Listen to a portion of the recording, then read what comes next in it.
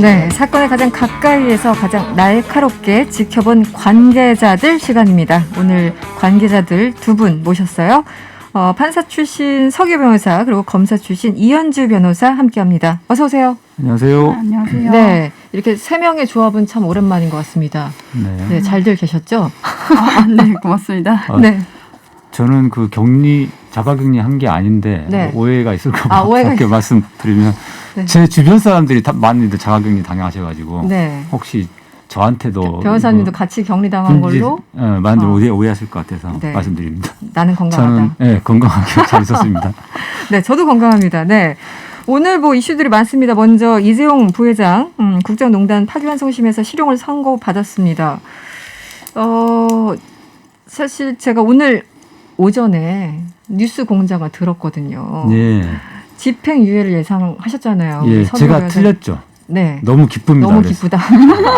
제가 틀려서 너무 기쁩니다. 네, 그러면 왜 그렇게 예상을 하셨고 그리고 오늘은 왜 2년 6개월 실형을 선고받았는지 간단하게 좀 얘기를 좀 해주시면 어떻습니까? 준법감시위원회 제도라는 거를 이제 정준영 부장판사께서 처음 재판 시작할 때부터 이제 제기를 해가지고 제안을 했죠. 그때부터 이미 이 집행유예를 염두에 둔 거 아니냐 이런 의심이 있었고요. 그런데 그 사이에 그 삼성 바이오로직스 사건들이 뭐 기소되고 뭐 이러면서 집행유예 하기 어려운 상황이 벌어진 게 아닌가 그래서 이제 못하신 게 아닌가 생각이 들고요. 그래서 못한 것이다. 그런데 아무튼 최근에 여러 가지 판결이 우리 국민의 상식선에서 납득하기 어려운 판결이 많이 나오고 해가지고 이번 건도 거의 집행유예 풀어주려고 한 거 아니냐 이런 의심이 많이 됐었죠. 그래서 제가 그렇게 예상했었는데. 어쨌든 판사 출신이시니까 이제 판결문 전문은 못 봐도 일부 이제 나온 것들을 보셨을 것 같은데 어떠셨습니까? 그 여러 가지 이제 감형한 이유 등등도 나왔잖아요. 네. 그러니까 집행유예는 하지 않고 실형을 선고하긴 했지만 그래도 징역 2년 6개월 선고했다는 거는 뭐냐면 이 죄명의 하한이 징역 5년인데 징역 5년을 징역 2년으로 떨어뜨리려고 하니까 장량감경이라고 해가지고 정상에 참작할 사유가 있을 때 한 번 그 하한선을 감경하는 게 있어요. 네. 절반으로. 네. 그런데 그러면 정상에 참작할 만한 사유가 있었냐? 라고 하면 딱히 없거든요. 그런데 막 이런저런 거를 들어가지고 2년 6개월로 떨어뜨린 다음에 그 최하한을 선고한 거죠. 알겠습니다. 그 이현주 변호사님께서는 어떻게 예상을 하셨어요? 오늘 저도 선고전에. 준법감시위원회를 만들어라라는 순간. 권유를 할 때부터 이것은 집유를 위한 포석이 아닌가 모든 법조인들이 그렇게 예상하지 않았나 싶습니다. 그래서 많은 법조인들 이것은 저희 변호사들 사이에서 이건 일종의 재판부의 먹튀 아니냐라고까지 얘기했습니다. 재판부의 먹튀다. 그래서 제가 또 생각해 본 게 이거였어요. 배석 판사님들이 굉장히 역할을 한 거 아닌가. 이 정준영 부장판사 그 주 재판장은 처음부터 집행유예를 생각하고 그런 준법 감시 제도까지 제안한 건데 배석 판사들이 그 고등법원 같은 경우는 부장판사와 경력 차이가 그렇게 많지 않기도 한데다가 굉장히 본인들의 재판이라고 생각을 많이 하면서 의견 개진을 강력하게 하거든요. 이번에 그 배석 판사님들이 경력이 짧은 분들이 아니에요. 다 그렇군요. 지방법원의 부장판사 하시는 분 하다가 올라오신 분들이거든요. 그렇기 때문에 그분들이 좀 강력하게 의견을 제기한 게 아닌가라는 생각이 들더라고요. 그러니까 지금 그 이현주 변호사가 조금 전에 그 먹튀라고 표현하신 부분은 그러니까 사실 이제 준법감시 삼성 입장에서는 혹은 삼성이 아니라 이재용 부회장 입장에서는 준법감시 만들려고 해서 만들었는데 오늘 판결 보니까 또 그들 입장에서 뒤집혀진 거잖아요. 집행유예를 기대했는데 이제 그 부분을 말씀을 하신 거죠. 네. 그렇죠. 이것이 그러니까 명분을 쌓기 위한 집행유예 명분을 쌓기 위한 재판부의 사전 포석으로 모두가 예상하고 있었고 삼성 관계자들도 사실 그런 쪽으로 기대를 하고 있었을 테고요. 그리고 이때까지 경향을 보면은 삼성 에버랜드 그 전환사채 발행 사건에서도 이학수 부회장, 김인주 사장 모두 집행유예였고요. 그리고 현대자동차 정 회장님도 항소심에서 집행유예니까 다들 이런 경향으로 보통 재벌 회장은 집행유예, 경제 발전에 기여하고 뭐 이런 거 생각하셨을 것 같아요. 이제 오늘은 뇌물 공여 등등의 혐의인 것이고 재판이 또 남았지 않습니까? 이 경영권 불법 승계 의혹 재판 남아 있는데 이 부분은 어떻게 연결이 되는 걸까요? 이번에 2년 6개월 선고된 게 뇌물 공여잖아요. 근데 그 네네. 뇌물 공여가 그냥 단순히 뇌물 공여된 게 아니고 이 불법 승계, 경영권 불법 승계와 관련된 여러 가지 제일모직과 삼성물산 합병 과정에서 과정 네네. 이런 것들에 대해서 협조를 구해주는 차원의 대가성으로 이 뇌물이 제공된 거거든요. 네. 그래서 이번 재판부의 판결에도 보면은 그 부분을 인정했더라고요. 묵시적으로 이런 불법 경영권 승계 때문에 뇌물 제공한 측면들이 인정이 된다는 식으로 썼는데, 네. 그렇기 때문에 그런 불법 승계 의혹과 관련해서 이 삼성 바이오로직스 분식 회계가 이루어졌던 거니까 이게 이번 징역 2년 6개월 선고된 것과 확정된 것과 이게 연결된 거죠. 분리돼서 생각할 수 네, 없는 사건이기 때문에 그렇습니다. 네네. 묵시적 촉탁. 그 이유는 사실 이제 승계에 관련된 거였고. 이현주 변호사님도 어떻게 동의하시나요? 어떻게 좀 전망을 하세요? 앞으로 남은 재판. 그렇죠. 서규 변호사님 말씀하신 그 포인트가 맞은데 이게 별개 사건이 아니라 네. 승계를 스무스하게 하기 위해서 부드럽게 잘 예, 하도록. 네. 예, 그렇죠. 그래서 뭐 실세에게 비선 실세에게 뇌물을 바친 뭐 그런 거니까 이게 사실은 합병 무효의 소송은 이미 주주들에 의해서 제기돼가지고 삼성물산과 제일모직에서는 사실은 합병 무효로 할 만큼 불공정하지는 않다라고 해서 주주들이 패소하였습니다만 그 민사소송이 뭐 이런 형사소송에 직접적인 영향을 미칠 거라고 생각하진 않아요. 네. 그리고 이제 네. 이 사건 이번에 기소된 사건이 네. 그 작년 재작년에 새롭게 수사 과정에서 밝혀진 그런 분식회계와 그다음에 증거 인멸 네. 그러니까 그 뭐 공장 콘크리트 바닥에다가 숨겨놨었죠. 숨겨놓고 막 네네. 했던 거 있잖아요. 그런 것들이 발각되면서 새롭게 증거가 많이 확보됐습니다. 그렇기 때문에 아마 오히려 거꾸로 이 형사 사건의 결과가 민사 사건의 협병 묘소에도 영향을 미칠 수 있지 않을까 생각이 들 정도인데. 어쨌든 실형이 선고가 되면 수감 기간이 더 길어지는 거겠네요.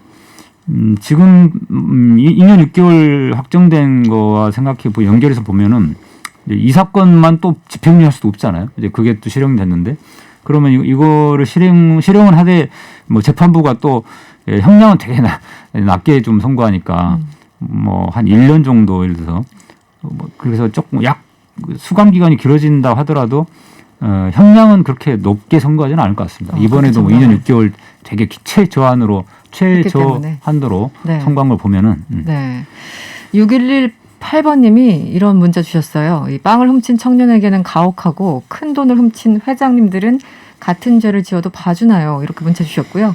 히트리스님 법원 개혁 반드시 필요함을 절실히 느끼네요. 네, 보통 이제 검찰 개혁 얘기 많이 했었는데 이제는 법원 개혁. 1887번님 돈을 받은 사람은 20년인데 이권을 챙기고 돈을 준 사람은 고작 2년 반이라니요. 너무 약해요. 이렇게 또 문자를 주셨어요. 네, 돈을 받은 사람은 20년. 알겠습니다. 그리고 이제 네. 이런 의견도 있더라고요. 이번에 이제 2년 6개월 선고돼서 그러니까 집행유예가 아닌 실형이 선고됐기 때문에 뭐 그나마 나은 거 아니냐라고 생각할 수도 있지만 사실은 이 2년 6개월이 굉장히 낮은 형이거든요. 최저한도인데다가 그렇죠. 또 한 가지 문제가 뭐냐면 이미 1년을 복역을 한 상태이기 때문에 네. 이제 앞으로 한 약 8개월에서 10개월 정도 정도만 살면은 또 복역하면은 보상. 가석방 요건이 갖춰진다는 거예요. 3분의 2 네. 형량의 3분의 2 이상을 복역하면은 네네. 가석방이 되니까 그래서 올해 안에 가석방 될 수 있게 하려고 충분히. 재판부가 의도적으로 2년 6개월이란 최저한도의 선고한 거 아니냐 이런 의견도 있더라고요. 그 오늘 어쨌든 뭐 정의당이나 등등에서는 물론 서기호 변호사님처럼 아무래도 불안해. 집행유예 될 것 같아라고 생각을 하셔서 2년 반만 해도 어디야라고 이제 이게 사실은 이게 기대치라는 게 있잖아요. 그러니까 반응이 좀 각각 나오고 있는 것 같아요. 물론 정의당 이런 데서는 너무 낮다라고 강력하게 비판을 하고 있습니다. 다음 이슈도 여쭤볼게요. 이 김학의 전 차관 출국 금지에 대해서 지금 국민의힘에서 화력을 쏟고 있습니다. 그런데 이 재심 전문 박준영 변호사가 당시 김학의 전 차관 출국 금지 조치에 대해서 근거가 없었다 이러면서 추미애 장관을 비판하면서 또 한 번 논란이 되고 있는데요. 이현주 변호사님 어떻게 보십니까? 이 사건. 저는 이분이 정말 사실관계를 제대로 확인하고 쓰신 건지 정말 여러 가지로 안타까웠습니다. 일단 네. 첫째는 범죄 수사를 명목으로 출금을 막았기 때문에 수사 의뢰를 할 수밖에 없는 상황이 만들어졌다. 이거 당시에 그 팀장이 김용민 의원, 네. 네, 당시엔 변호사였죠. 이분이 밝히신 거는 3월 21일 날 목요일 날 수사 의뢰를 하려고 했는데 일정 이런 문제 때문에 3월 25일 날 하게 되는 것이다. 네. 그런데 오히려 여기서 의심하는 것은 우리가 수사 의뢰를 하려고 했는데 출금이 된 것은 그때 이 상황을 아는 건 대검하고 과거사 진상조사위원회 조사단밖에 몰랐는데 네. 대검이 김학의한테 수사 의뢰 될 거라는 정보를 흘린 거 아니냐. 그러니까 오히려 수사 의뢰를 먼저 결정했고 그런데 갑자기 나가니까 긴급 출국 금지를 하게 된 상황이지 출국 금지를 하기 위해서 하고 나서 어쩔 수 없이 수사 의뢰를 하게 됐다. 그래서 사실관계 전혀 맞지 않습니다. 사실관계가 전혀 맞지 않다. 어떻게 보십니까? 네, 그렇죠. 네. 이 박준영 변호사님이 재심 전문으로 여러 가지 좋은 일들 많이 하셨는데 네.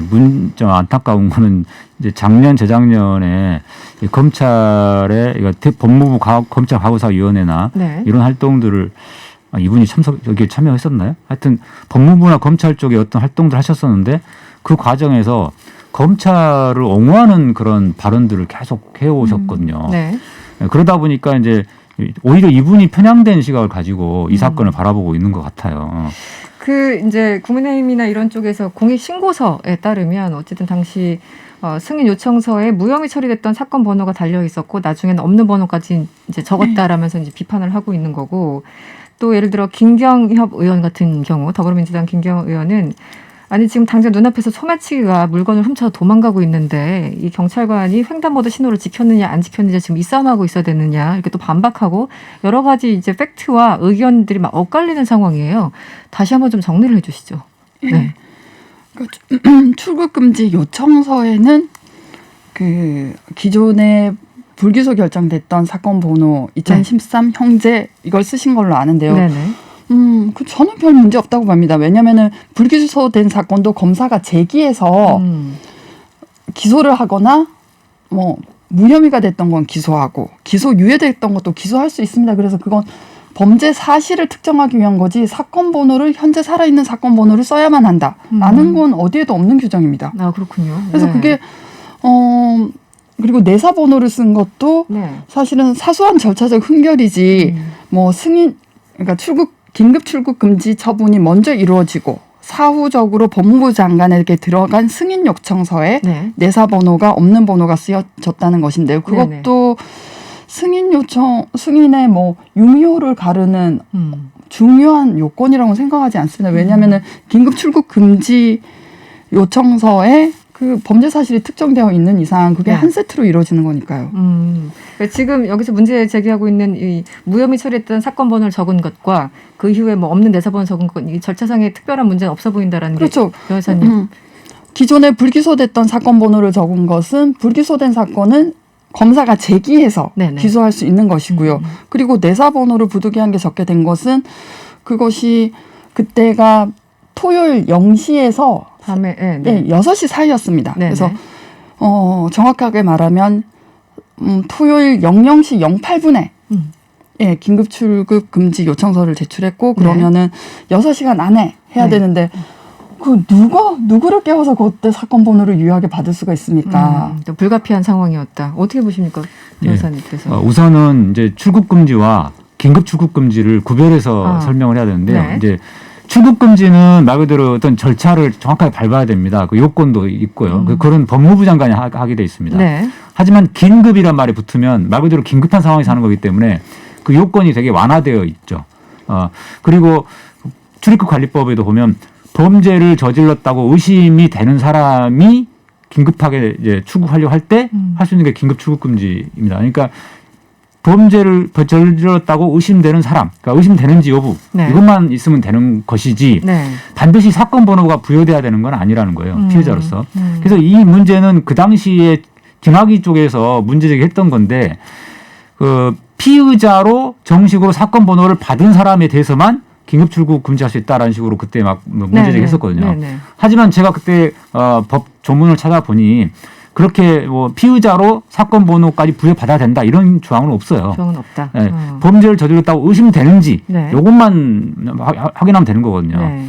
그래서 지금 나오는 이야기도 뭐냐면은 결국은 피의자로서 정식으로 사건 번호를 부여받아야 되는데 그렇지 않은 상태에서 긴급 출국금지 요청을 했다. 이거를 자꾸 문제 삼는 건데 사건 번호 자체가 중요한 게 아니라는 겁니다. 그러니까 일단 기본적으로 출국 금지 요건을 확실하게 다 갖춰야 되는 출국 금지와 긴급 출국 금지를 좀 분리해서 일단 볼 필요가 있다. 그리고 당시 상황과 시간을 살펴볼 필요가 있다는 게 두 분의 의견이신 것 같아요. 기본적으로 또 법무부가 입장문을 냈어요. 이 출국 금지는 법무부 장관 권한이고 수사기관 요청 없이도 장관 직권으로 얼마든지 할 수 있다. 이건 맞는 얘기입니까? 예, 그러니까 이제 근데 그 요건이 있는데 네. 이제 이게 장관님의 이제 말씀 취지는 네.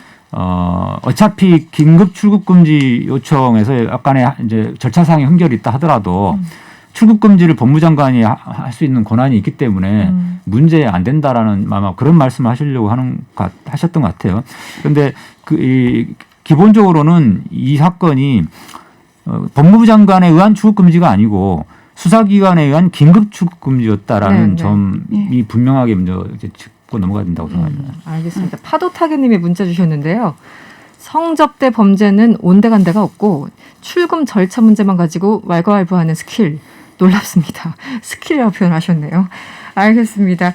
다음 이슈도 잠깐 짚어볼게요. 제가 한 가지만 네. 더 말씀드리고 싶어요. 말씀해 그래서 박준영 변호사 글에도 제가 전혀 납득이 안 되고 동의할 수 없는 부분이 네. 진상조사단의 부실하고 황당한 수사 의뢰를 보고 당황한 수사단이 이잡듯이 뒤져서 그 혐의로 유죄 판결을 받았다라고 네, 하는데 그대로 이것도 보셨어요. 네. 정말 수사 의뢰서를 한번 제대로 읽어보신 건지 제가 의아한데 왜냐하면 김학의 전 차관이 유죄 판결을 받은 부분은 사실 이제 별장 성접대는 공소시효가 완성됐고요. 네네. 나머지 한 부분은 채모라는 다른 스폰서에게서 그 4,300만 원 상당을 받은 것은 유죄 판결을 받은 건데 네. 그게 수사 의뢰서에 나타나 있습니다. 그러니까 기존의 수사 기록에 그 부분이 또 다른 스폰서 부분이 남아 있었는데 수사를 안 했다라는 걸 지적을 했습니다, 분명히. 네.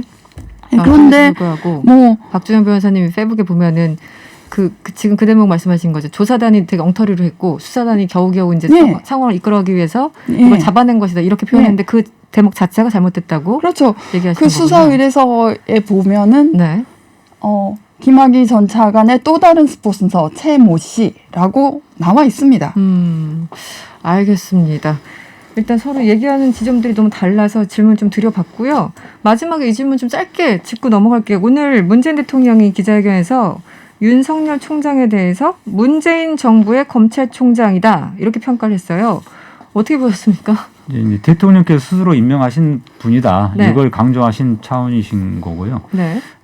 그렇기 때문에 감히 정치할 생각을 하지 않을 거다라고 그렇게 연결되는 어떤 겁니까? 정치하지 않을 거라고 어떤 바란다는 뜻이 아니고 네. 그래야 돼라고 이제 명령 섞인 것. 우리 정부에서 주장하셨거든요. 검찰총장이 설마 네. 정치 생각을 하겠느냐 뭐 약간 이런 건가요?